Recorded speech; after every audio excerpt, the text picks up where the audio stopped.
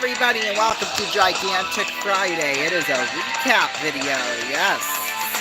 We will be recapping pretty much everything while going on in sports right now. Of course, the Muskies, they played tonight, so we'll have that as a recap for you. Well, we'll have the recap of that game here shortly.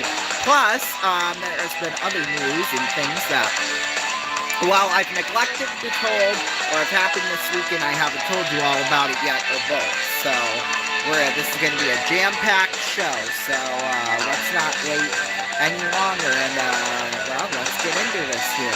Now, as you know, like I just said, the Muskies, they played a game tonight against Youngstown. They made the trip all the way to Youngstown, Ohio. Just all the credit in the world to them for that. I'm just going to be honest. So, yeah, I guess, hang on here a second. We're going to have to do it like this, because, okay. Because, well, for one, well, here, we'll run down the line as to what we're going to be doing here tonight. We'll be recapping this game. We'll be recapping scores from across the country. There's one little piece of breaking news that I did not reveal to you all, which I probably should, and that's on me. And then, well, I guess it happened this week, so, but, anyway, yeah, so we'll have that, and both the Bandits and the X's released their schedules, so, yeah, we'll have that for you here, right here on RVN tonight. So yeah, like I said, jam-packed show. Let's get into it. Excuse-moi.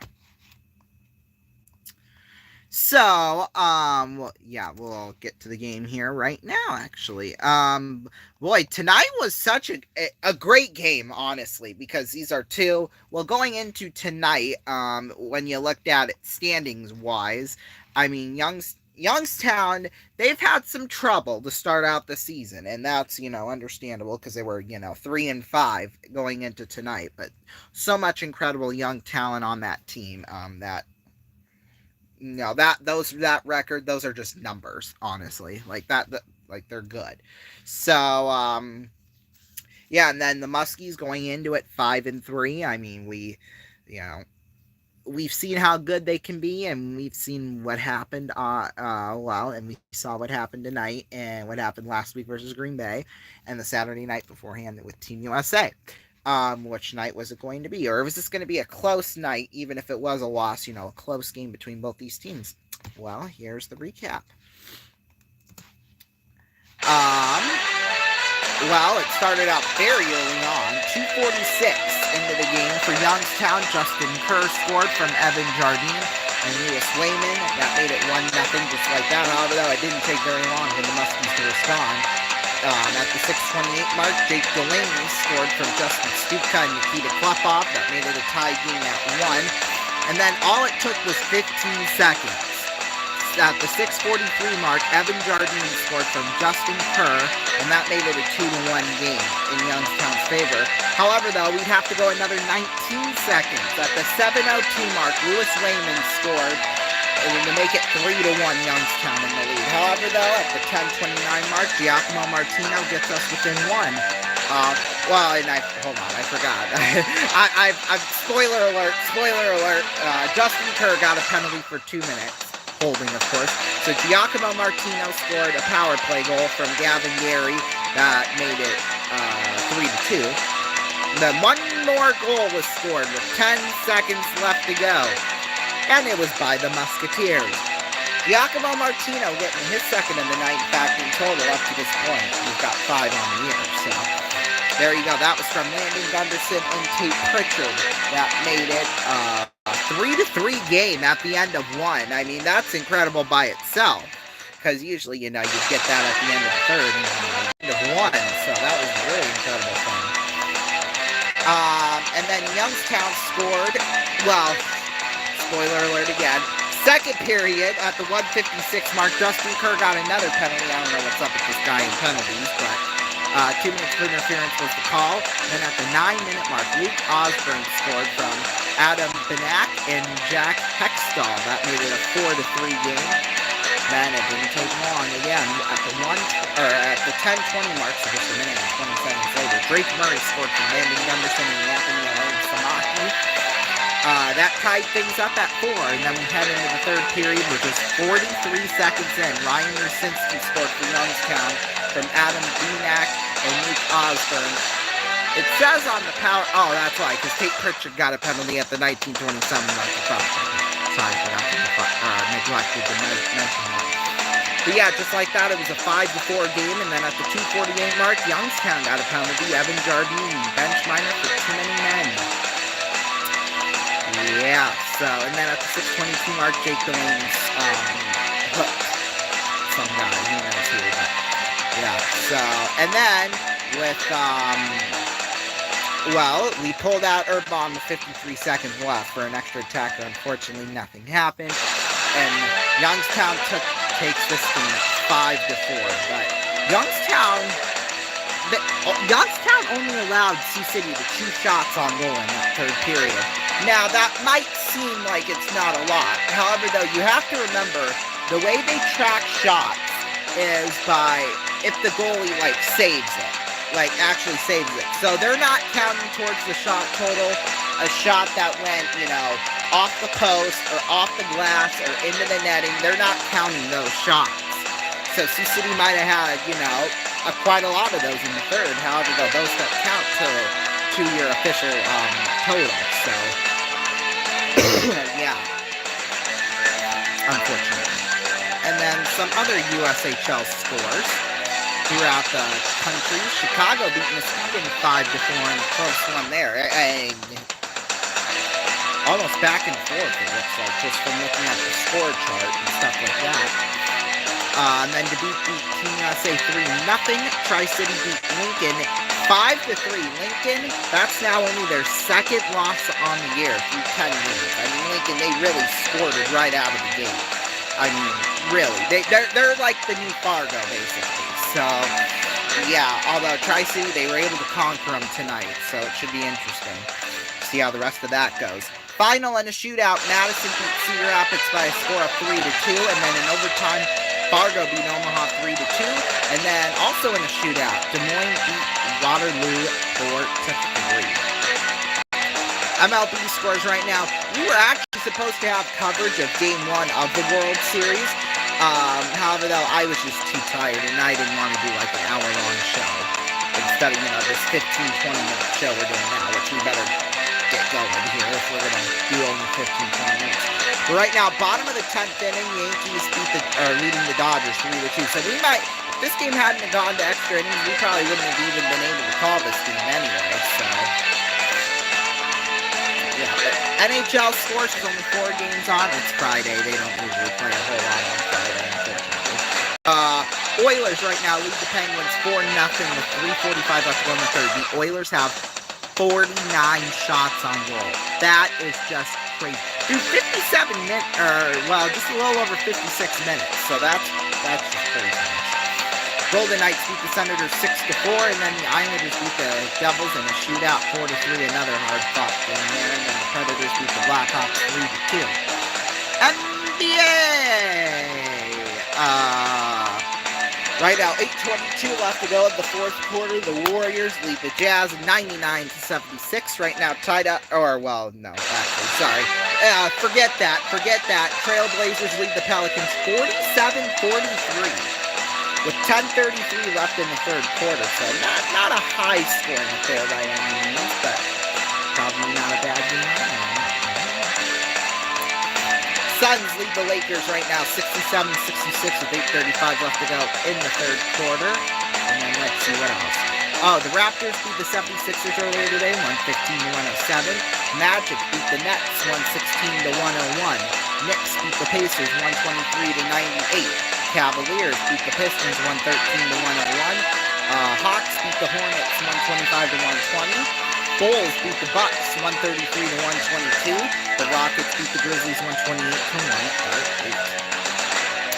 All right, so that's all we got for scores. Now to some news. There is one little tidbit of news we have for you all, and it is in fact, that we, what do I want to say? We made a trade. The Muskies made a trade with Omaha, and we actually sent away a player. So, well, let me make sure, because I know who the player that got traded is, or who got traded. But we gotta hype this up. That I just want to get the correct info right. All right, so we traded to Omaha a forward, and it is although I don't know why we're doing a drum roll for such a sad occasion like this, but we sent Easton Jacobs to Omaha. And in return, we received 3 Phase 2 draft picks, 2 of them in 2025 and 1 in 2026. Although I think I held 3 when I meant 2. Whoops. It's been a long day. I've been up since 6 o'clock in the morning. And it's now 10:31 p.m. Central Time. So I'm just like so tired. And I got to start my note. Well, no, I can do my notes for tomorrow night. When I honest to God might go to bed in like an hour and wake up at like 9 or 10 in the morning, honestly. Who knows? We'll see. But yeah, so that was really the only little tidbit of news I had Muskies wise. That wasn't the game tonight. However, though, we've had some schedule announcements, or schedules released, for both the Bandits and the X's. So we'll get to the Bandits first, because obviously it's football, so it's not as long as it was. So it's all going to start out March 1st at home. That's going to be the preseason. I'm trying to find their opponent here. It's going to be against the Buffalo Ridge Wildcats, and that'll be, of course, at the Tyson March 1st. So we will have coverage of that game for you all. And then let's see what else. Okay, here's the full schedule. In fact, the first 3 games, including preseason and the first 2 games of the regular season, those are all at home. But the official regular season home opener, see, I'm tired, will be against the Colorado Spartans on March 14th. We probably more than likely will not be covering that game. It'll be a recap type thing that you'll see at the end of the night, but we'll see on that, obviously. And usually we would have like 2 or 3 away, 3 games that are on a Friday, but not this year. In fact, the Friday game to get things started out in the season, that's the only Friday game we have on the schedule all year long. So, actually, no. Change that. We actually do have another Friday game, but it's away, so it's whatever. Because, yeah, we have that game on March 14th, and then March 29th, we're back home against the Idaho Horsemen. And then we travel away on April 12th to Beaumont to face the Renegades. And then April 19th, we're back in the Slaughterhouse with the Omaha Beef at Omaha, by the way. Which I'm sure you figured out. And then we're back home April 26th against the Wheeling Miners. Yeah, that could definitely ruffle some feathers, because wheeling a miner, it's like there could be some innuendos there that are really, really nasty. But yeah, okay. Oh, we'll get to those. We'll forget I said that. The next game, away, May 2nd. That is a Friday. That is in Idaho versus the Idaho Horsemen. Oh my God. I really need to get some sleep. May 10th, that's a Saturday against the Omaha Beef. And then next week, we're facing the Wheeling Miners in Wheeling. I still haven't figured out where they're from yet. I haven't started making Bandits preparations yet for the year. I'm sorry. And then the next week, that's actually our final home game of the year on May 24th versus the Colorado Spartans. I know, so sad. And then the next week we're away versus Colorado Spartans. So yeah, it'll be, and it's the 25th anniversary of the Sioux City Bandits. In fact, they weren't even called the Sioux City Bandits when they came into town back in 2000. Yup. They were called the Attack, I think. Yeah, their first year they were called the Attack back in 2000. But now it's, 2001 to now. So yeah. Alrighty, so yeah, not only that, not only did we have the Bandits schedule to talk about, I think it was, just this Monday that the X's schedule was released. Now, you're going to see some interesting things. In fact, here are some of the highlights. We have got we only have 3 Monday games um, or we will only be playing 3 Monday games there. We'll just say that throughout the whole entire year. There is a scheduled doubleheader with a team. So, and we actually probably would have been playing 4 or 5 Monday games had we not done the doubleheader, which you'll see why in the schedule here coming up. So, yeah, really, really interesting stuff there. So, let's kind of go by the schedule here. We'll go pretty much in order. We're going to try and get through this as quickly as possible because obviously I need to get to bed. But yeah, and then, well, I was going to do, we'll still do a recap of my night and how that was and stuff like that. So yeah, but anyway, back to the schedule now. So we start out with the series in Kane County. Yes. So that will kick off on May 8th and then the 9th and the 10th, in Kane County. That's a Thursday, Friday, Saturday series, and we actually have Sunday off. So, yeah, kind of nice. And then we're right back at it. The first Monday game of the year is in Chicago, and we'll spend Monday, Tuesday, Wednesday, Thursday in Chicago. And then the X's will come back home Friday the 16th and have a nice long homestand. So 16th, 17th, 18th versus Kansas City. Then Gary's going to come into town on the 20th, 21st, 22nd, Tuesday, Wednesday, Thursday. And then Fargo's going to come into town Friday, Saturday, Sunday. So from the 23rd to the 25th. And then, that's when summer really starts. We'll be in Kansas City Tuesday through Thursday, 27th through the 29th. And then we're right back home versus Cleburne on the 30th through the 1st. So May into June, Friday, Saturday, Sunday.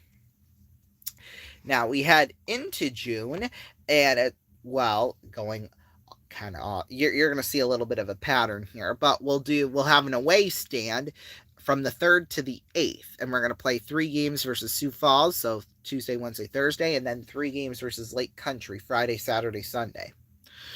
Monday off, and then the 10th through the 15th, another homestand. So Tuesday through Thursday, we'll play Lake Country, and then we'll play Lincoln Friday through Sunday, just like that. And then, we go on another away stand from the 17th to the 26th. So Tuesday through Thursday, we'll play Fargo. Friday through Sunday, we'll play Winnipeg. And then, in fact, Winnipeg, we're all going to travel back home together because from the 24th through the 29th, it's a split home and away stand. So Winnipeg will come into town from the 24th to the 26th, so Tuesday through Thursday, and then Friday to Sunday we'll be in Sioux Falls, and then we'll have another home stand in July, which you're going to find July's schedule interesting because we got the All-Star break, plus we've got our 4th of July stuff going on as well. So, and I'll kind of, I'll just kind of tell you the format changes we are making to the 4th of July Marathon next summer after I say that, we have a homestand. So from the 1st to the 6th of July, we play King County Tuesday through Thursday, and then Friday through Sunday we play Gary. Now, something interesting that you're going to note that you probably have already noticed is that instead of playing the same team on the 4th, on July 3rd and July 4th, they're on different this year. Like, I can remember in the past, even, I think the last time 4th of July fell on a Friday, we still played the same team Thursday and Friday, July 3rd and July 4th. So this is something new this year. But, so what my plans are going to be is that July 3rd, we will cover the game. And we'll do... we're going to split up the fun and games. So we'll have 4 of them on July 3rd and 4 of them on July 4th, starting at 6 Eastern time. So it'll be 6, 6:30, 7, 7:30, and then the stream at 8 o'clock. Same thing on July 4th, 6, 6:30, 7, 7:30, and then that would be... July 3rd, we're only going to cover the game. and then Friday night we'll still cover the game, don't get me wrong, but we'll have our fireworks show starting at 8 p.m. Eastern time. So we'll do like all the smoke bombs and bottle rockets and all that. We'll still do that, but it'll be of course when the sun's still up, and then at about 10 p.m. Eastern time. So it'll be about 9 o'clock here. Once the sun, like it'll start to go down, but it won't be like completely down just yet. That's when we'll start doing the stuff that like lights up the most and explodes the most and stuff like that. So yeah. Anyway, we'll get back to the schedule here. July 8th to the 13th. Well, really from July 8th to July 17th, there's a home stand, or an away stand, rather, excuse me. But we'll start off with July 8th. We'll be in Kansas City, so it'll be a Tuesday through Thursday. We'll be in Cleburne from Friday to Sunday. Monday, the 14th, off, and then we got to go to Lincoln from the 15th to the 17th. Well, yeah, 15th through the 20th is a split home and away stand. So 15th through 17th, Tuesday, Wednesday, Thursday, we'll be in Lincoln, and then that Friday, Saturday, Sunday, Sioux Falls will come into town. And then we'll have the All-Star break Monday through Wednesday, the 21st to the 23rd of the next week. And then July 24th through the 27th, we'll be in Gary. And then we'll have another split and away stand as July turns into August. So the 29th to the 31st, Tuesday through Thursday, we'll have Kansas City here in town. And then from the 1st to the 3rd, we'll start out the month in Lincoln. And then in early August, we will have a home stand, a nice long home stand. From the 5th to the 10th, from the Tuesday, Wednesday, Thursday, we'll have Milwaukee coming into town. Then Friday, Saturday, Sunday, we'll have Fargo coming into town. And then the next week, the 12th through the 17th, another split. We'll be away and we'll be at home. 12th through the 14th, we will be in Fargo. So it's almost a quick turnaround like that. And then the 15th through the 17th, Winnipeg will be coming into town. Now, this is where the schedule gets a little bit tricky here because we're coming up on the final 2 weeks of the season. So we will have a homestand on the 19th through the 21st. It's a Tuesday, Wednesday, Thursday. We'll have Lincoln come into town. However, though, there will not be a game Friday. And instead, we'll only play 2 games in Sioux Falls. Oh, I completely forgot to neglect this. The June 14th versus Lincoln, that's going to be a doubleheader, scheduled doubleheader, so that the teams don't have to play Monday or anything like that. So yeah, I just thought I'd throw that out there because I had kind of forgotten about it. But yeah, back to what I was saying. So yeah, we're off that Friday, and then we have 2 games versus Sioux Falls, the 23rd and the 24th, and then Monday, the 25th, Sioux Falls will come here into town, and that'll be the final homestand of the year, the 25th through the 28th, Monday through Thursday. So yeah, and then Sioux City will be in Winnipeg for the final series of the year, 29th, 30th, 31st, and 1st. So that Labor Day will be the final game of the year. So yeah, and that's the schedule this season for the X's. So yeah, it's going to be a fun season. We're still going to do the end of the series games pretty much all the time because that'll be when Fun and Games is going on. So yeah, we'll pretty much be on the air Thursdays and Sundays for X's games. That won't change at all. So thank God for that. Good for that. Of course, though, and the thing that I like about about how the schedule works is that we kind of have Sioux City sports all year round because the Muskies, they get started in September, right around when the X's end.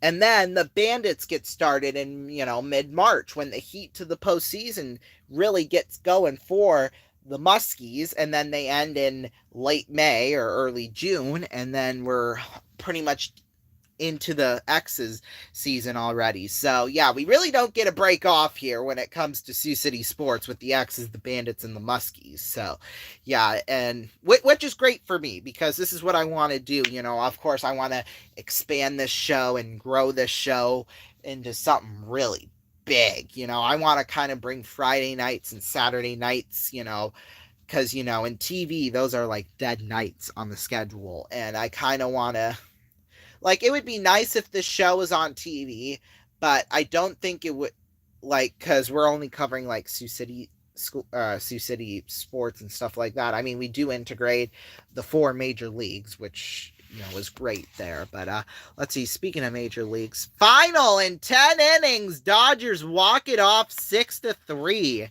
There you go. Well, it should be an exciting game too tomorrow night. I can't wait for that, which I'll get to that here in a second. But yeah, I think that trickled in. That might have to kind of carry us for this show.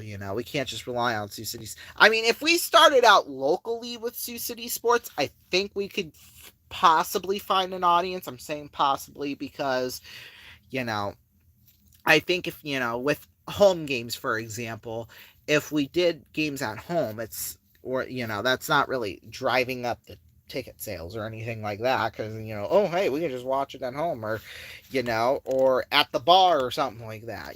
So I kind of don't want to do that. Kind of like I said, integrate like a NBA game or because NBA, they do basketball Saturday nights on ABC, so integrate that game with the hockey game. The hockey game's going bad, we just kind of turn our focus from that onto the NBA game and vice versa. So yeah, that's really the plan I have for that right now. Yeah, so my night went well. I mean, it couldn't have honestly gone any better for the final performance. I was a little, well, not really, actually, now that I think about it, because we got blown out. Well, yeah, we definitely got blown out. So, yeah, I'm kind of glad that we were done at the halftime, because there's all state for band and choir tomorrow. So I'm honestly kind of happy that we didn't have to suffer through that, because we were getting blown out bad by the time halftime was there. And then, once the marching band came out and stuff like that, it was like, ugh.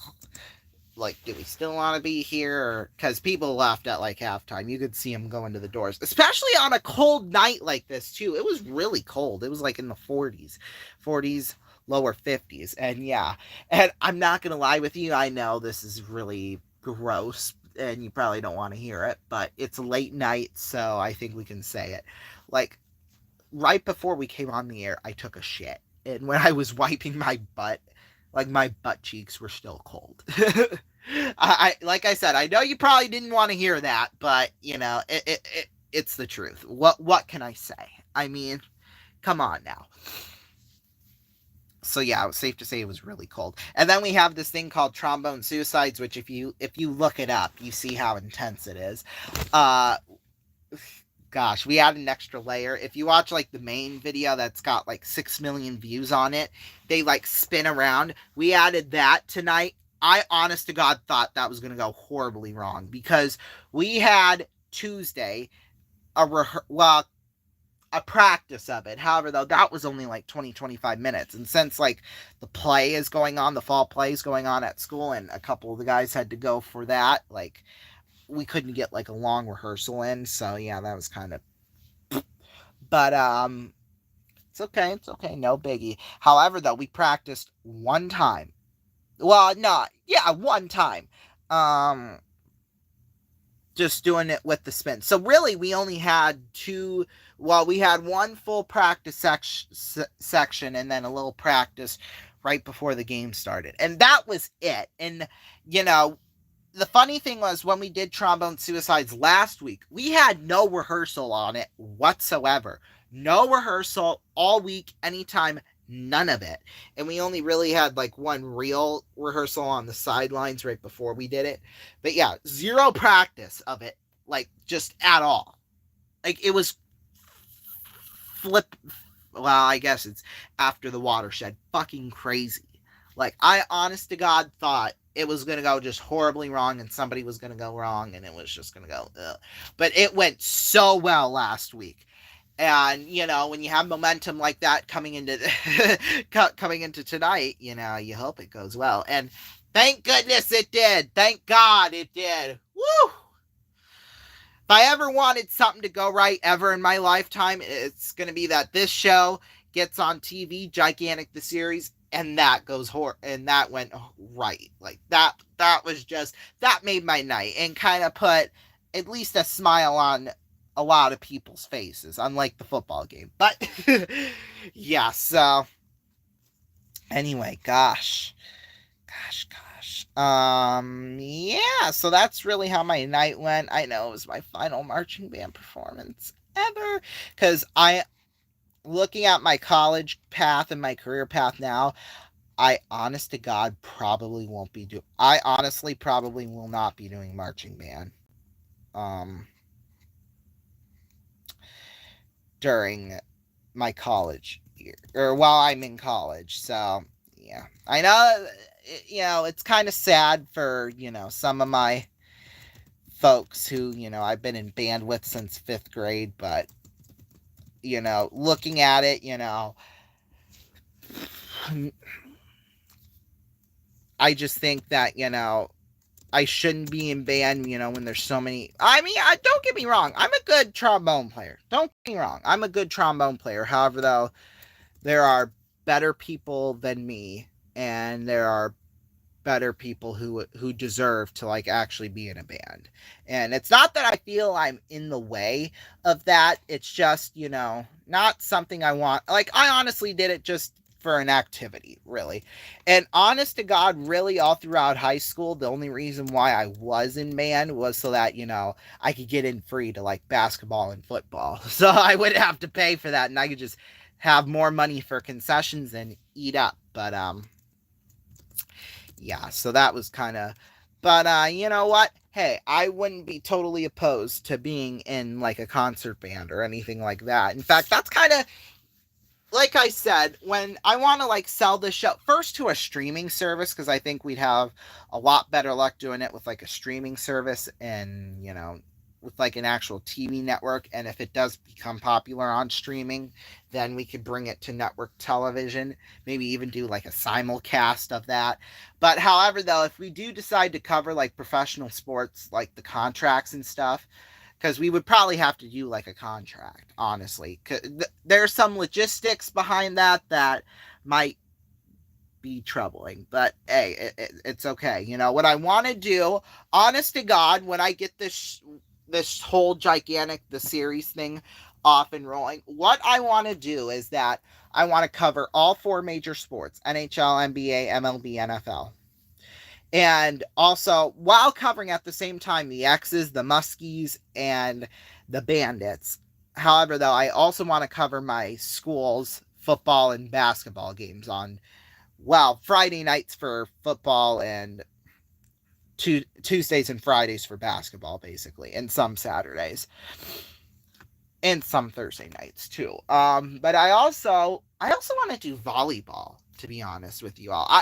I've grown into volleyball a little bit, really, throughout high school, because we just have so much talent on our volleyball team. It's unreal. So yeah, I kind of want to do play-by-play for that too as well. So I'm gonna be a busy man growing up. I'll tell you, covering 10 different things all at once. It's crazy, and covering multiple events at the same time, like, that's what I want to do. Plus, too, what I also want to have happen is, since Gigantic the series, this show is based off a Mexican variety show. Well, it's a Hispanic variety show, at least when we got the name and stuff. Do like segments that they would have on that show and bring them onto this show, like, because networks will go on an hour before, or 30 minutes depending on which network and which sport it is, to do like a pregame show. And instead of doing analysis of the game coming up, save that for when you're actually doing the game, and have like the first, like I said, 30 minutes to an hour doing like segments, like talk show celebrity guest interviews, or like a game show, or a cooking segment, or like a discussion, kind of like Dick Cavett type of thing. So yeah, I think that would be really cool. And then instead of, during the half times or intermissions, doing that, talking about the game and stuff, when you can just do it on the game and stuff like that, so that you're not repeating yourself over and over and over again, and the couple of analysts aren't repeating, aren't saying the same talking point. Save all of that for for the actual game. And then, in, the 15 to 20 minutes you have in between, well, 13, I guess, in the NBA. No, it is 15 it's 13 in football. Use those minutes to, like I said, do those special talk show thing, or, like a talk show or a game show or something like that, musical performances, even like a halftime show. I think that would honestly be really cool, because that would be the best way, because the old school variety shows, they were more like musical and don't get me wrong, they were like musical and like they had different comedy acts and stuff like that.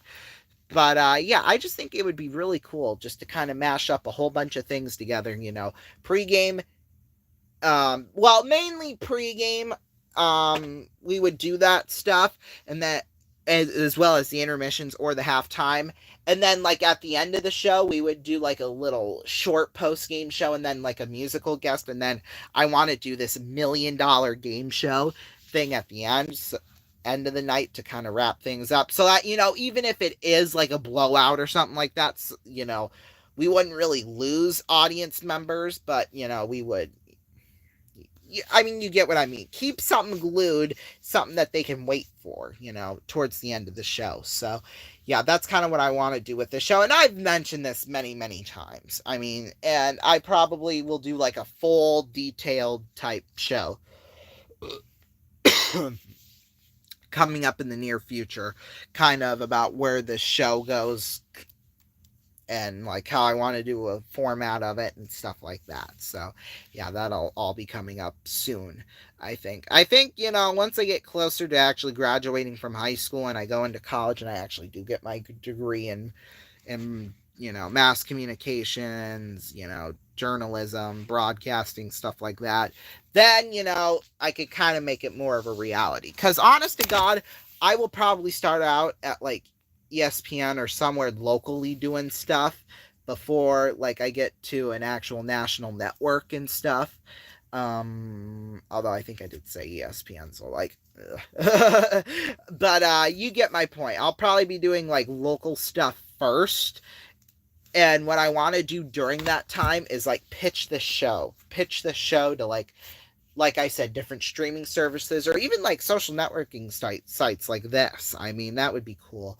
And then, of course, to like networks and stuff like that to see, who would take it, who wouldn't take it, etc., etc. So, yeah, that's kind of what I want to do with that. So, yeah. Anyway, we're coming up on midnight Eastern time here in about 3 minutes. This went about 10-15 minutes longer than I thought it was going to, but we got into kind of off-topic discussion points, but that's okay. I love doing that personally, but yeah, as long as we get back on track here. So yeah, tomorrow night tomorrow night is going to be a long well, it really starts out honestly in the afternoon, because we'll be on the air tomorrow because for some dumb reason Youngstown decided, oh hey, well, since everybody else, well, mostly starts at 6 o'clock in the league, we're also going to start at 6 p.m. However, though, they're in the East, so the game doesn't start until 5 here in Sioux City. So that's kind of